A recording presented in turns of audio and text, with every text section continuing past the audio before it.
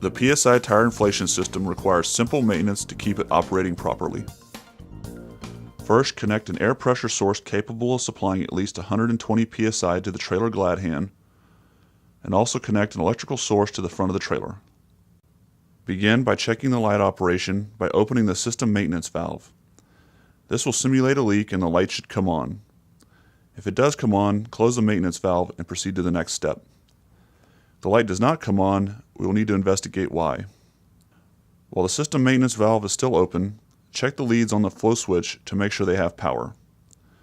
If both leads at the control box of the flow switch have power, perform the same test on the leads behind the light to determine if the light is burned out. Replace a bad light as needed.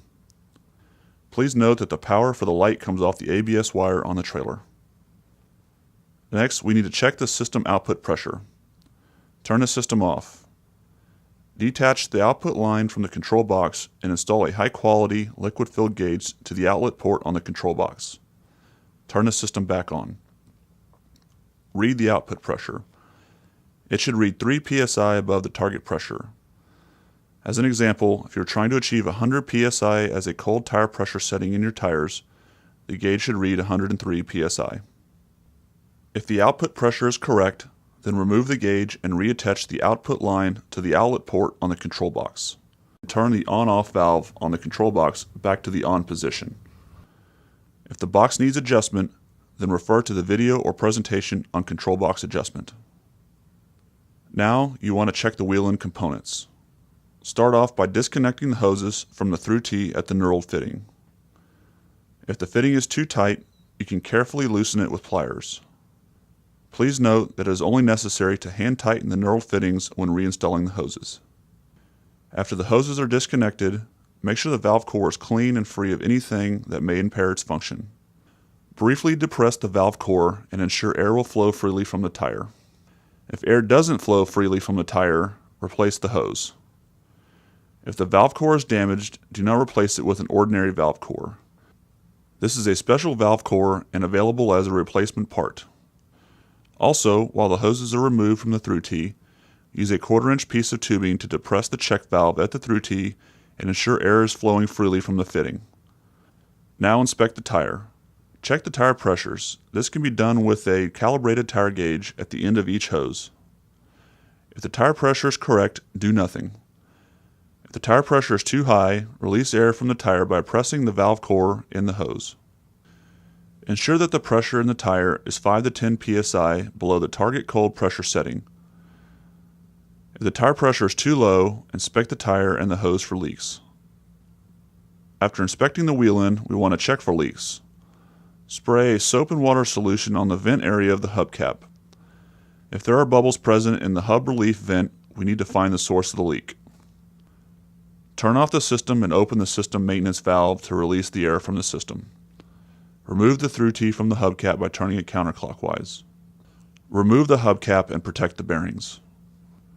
Reinstall the through tee into the stator and hold the through tee as straight as possible while someone opens the system on-off valve to allow the system to pressurize.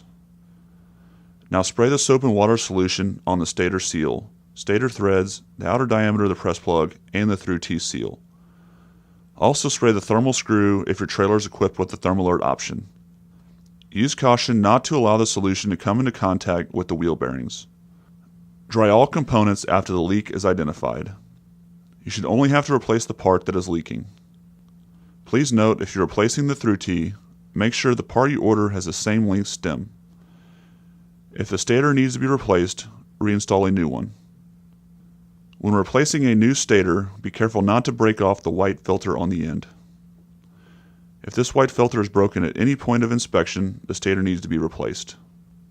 When reinstalling, hand tighten the stator into the press plug and use a 5/8" socket to tighten approximately 2.5 additional turns or 20 to 25 foot-pounds to obtain an airtight seal. Once the appropriate parts are replaced, reinstall the hubcap according to the manufacturer specifications. Reinstall the through tee and torque to 45 inch-pounds. Up to 55 inch-pounds of torque is permissible to align with the valve stems. Refill the hub with oil and reinstall the hoses to the through tee. If your trailer is equipped with thermal alert, and at any time you hear an audible sound coming from the wheel end area, an inspection of the thermal plug is required. Turn the system on-off ball valve to the off position and open the system maintenance valve. To inspect the thermal plug, remove the hoses from the through tee, remove the through tee from the hubcap, and remove the hubcap. This will expose the thermal plug and the press plug at the 12 o'clock position. If a thermal event has occurred, you will see a complete passage through the body of the thermal plug. If you find that the thermal plug is activated, PSI recommends a thorough inspection of the wheel end to be conducted in accordance with your company's maintenance procedures. If you must replace the thermal plug, this is an available part and the torque value of the new plug is 25 to 30 inch-pounds. Reassemble all components in reverse order of removal.